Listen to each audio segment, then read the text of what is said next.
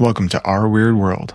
With the upcoming theatrical re-release of the Harry Potter films, we're going to focus on a few of the major creatures and themes for the first 5 films leading up to the release date. This week, we start with the Philosopher's Stone, or Sorcerer's Stone as it's called in the American version of the book and film. Before the birth of cities, when humanity still whispered prayers to the stars, there existed a belief that the universe was alive, a single breathing entity. Everything from the smallest pebble to the brightest star was interconnected. To the ancient seekers, this unity held a promise. If one could understand the patterns of the cosmos, one could manipulate the very fabric of reality. The first alchemists, shamans, and mystics sought these truths. Among them was Hermes, a figure whose name is echoed across millennia. He was said to have lived in a time before time, a being of divine insight who transcribed the Emerald Tablet. The tablet, no longer than a human hand, contained a code that would inspire countless generations.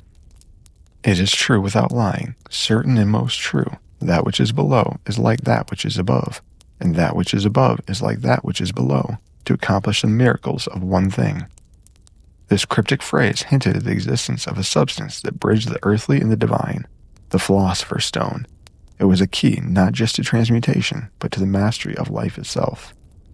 The Emerald Tablet disappeared into history, yet its teachings endured. In Alexandria, the cradle of ancient knowledge, alchemists blended Egyptian, Greek, and Babylonian ideas, creating the foundations of alchemy as we know it. But as civilizations fell and libraries burned, the stone became more than a pursuit of scholars. It became a secret. The story of Nicolas Flamel is often told in hushed tones, as though invoking his name might summon his restless spirit. Born in 1330, Flamel was an unassuming bookseller in Paris. He lived a modest life with his wife, selling manuscripts to scholars and scribes. One day, a stranger entered Flamel's shop. The man, pale and gaunt, wore robes of an unfamiliar style. Without a word, he placed a manuscript on the counter. The pages were filled with symbols Flamel had never seen, diagrams of strange machinery, and passages in an unknown script. The man said only this: "This book contains a secret older than the pyramids. Guard it well." Flamel tried to ask questions, but the man disappeared into the bustling Parisian streets. For years, the Flamels pored over the manuscript. They consulted scholars and traveled to Spain, where they met Jewish mystics who introduced them to the Kabbalah. It was there, Flamel claimed, that they unlocked the manuscript's secrets, the formula for the Philosopher's Stone. What followed was a transformation that defied explanation. The Flamels, once modest booksellers, became some of the wealthiest people in Paris. They donated vast sums to the poor, funded the construction of hospitals, and commissioned beautiful churches. Yet, despite their philanthropy, whispers of alchemical success surrounded them. When they passed away, their tombs were discovered to be empty. Some claimed they had faked their deaths, using the stone to achieve immortality. Others insisted their bodies had been stolen by those seeking the stone's secrets. In the centuries since, there have been countless reportings of sightings, an ageless man resembling Flamel wandering through Europe, always just out of reach. The Renaissance was a golden age for alchemy. In hidden laboratories, men like Paracelsus and Cornelius Agrippa pushed the boundaries of knowledge, searching for the stone. Yet their work was fraught with danger. Paracelsus, a Swiss physician and alchemist, believed the stone could heal not just the body but the soul. He wrote extensively about a substance he called quinta essentia, a purified form of matter that could grant immortality.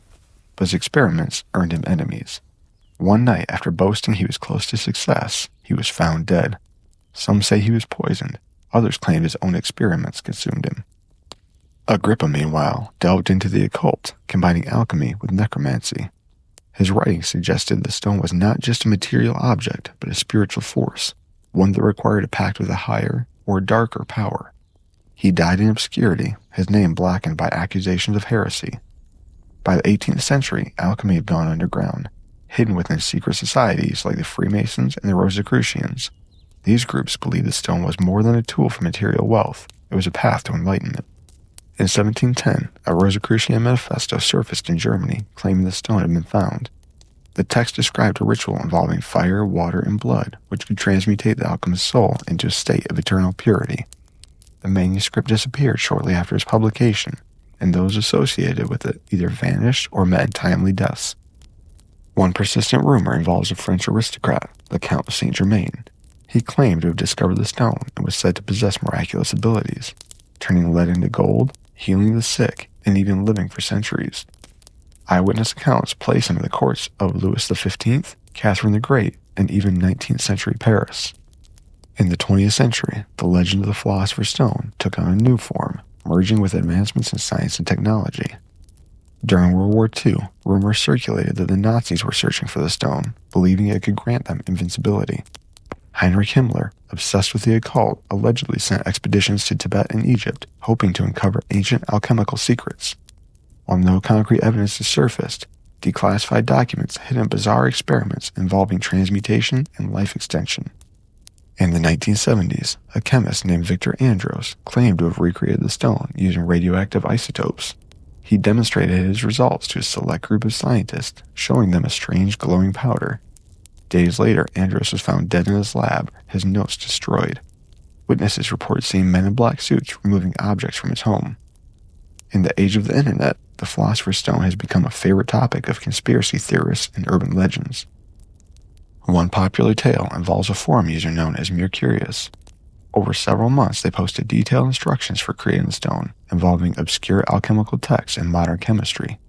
Many dismissed it as a hoax, but some claimed to have followed the steps successfully. This user disappeared shortly after their final post, which read, "The stone is real, but not what you think. It is alive, and it is watching." Another story tells of a woman named Clara who purchased an antique ring from an estate sale. The ring contained a red gemstone that seemed to glow faintly in the dark. Clara reported strange dreams and an increasing sense of euphoria, but within weeks, her health began to deteriorate. Before her death, she told friends the ring had shown her visions of her past lives. The ring was lost after her passing, fueling speculation that it was a fragment of the stone. The Philosopher's Stone is more than just a legend, though. It is a reflection of humanity's eternal quest for meaning. Whether it exists as a tangible object, a spiritual metaphor, or a cosmic riddle, it continues to inspire and confound. Perhaps the stone's greatest power is its ability to ignite our imagination, to push us to dream of a world where the impossible becomes possible. And who knows, maybe, somewhere in the shadows, an ageless alchemist still works, guiding the ultimate secret and guarding it from humanity.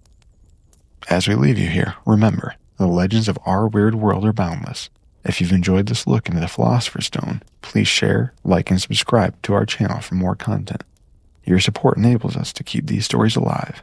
Until next time, stay curious and keep a sharp eye out for glowing stones.